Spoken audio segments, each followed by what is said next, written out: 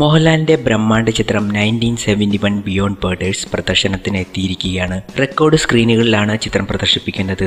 ചിത്രം the great ഫാദറിന്റെ ആദ്യ ദിന കളക്ഷൻ റെക്കോർഡ് മറികടക്കുമോ എന്ന് കാത്തിരിക്കുകയാണ് മലയാള സിനിമാ ലോകം.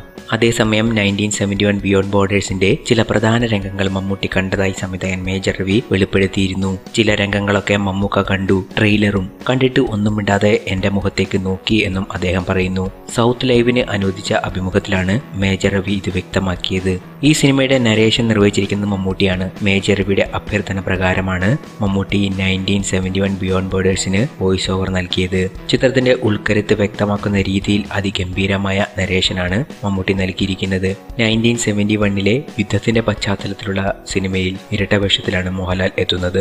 മേജർ മഹാദേവനും മേജർ സഹദേവനും. ഇതിൽ മേജർ സഹദേവൻ തന്നെയാണ് ചിത്രത്തിന്റെ ഹൈലൈറ്റ്.